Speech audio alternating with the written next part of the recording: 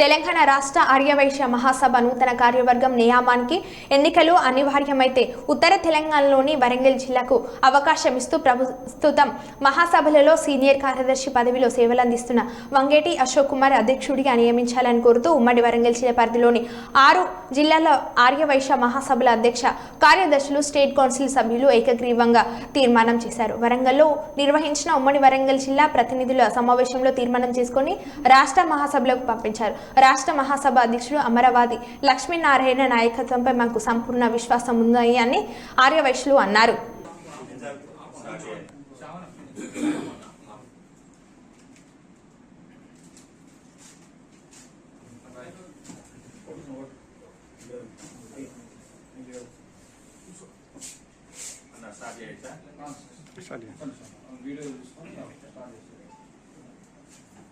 పిఎస్టీలుగా అంటే అధ్యక్షులు, ప్రధాన కార్యదర్శులు, కోశాధికారులు మరియు రాష్ట్ర కౌన్సిల్లు అందరినీ కూడా ఈ వేదికకు పిలవడం జరిగింది.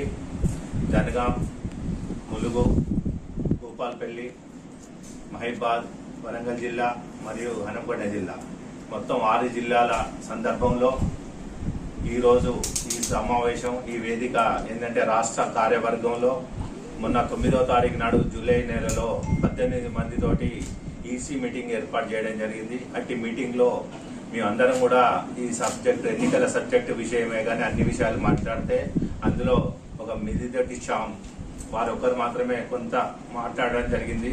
అయినా మళ్ళీ కూడా లాస్ట్కు వ్యతిరేకించకుండా సంతకం కూడా పెట్టిపోయాడు.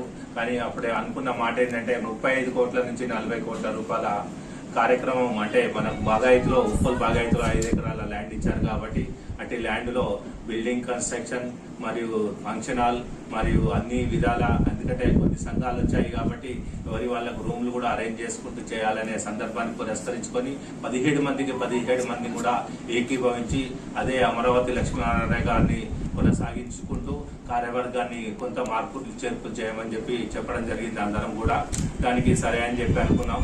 ఆ తర్వాత ఈ నెల 20వ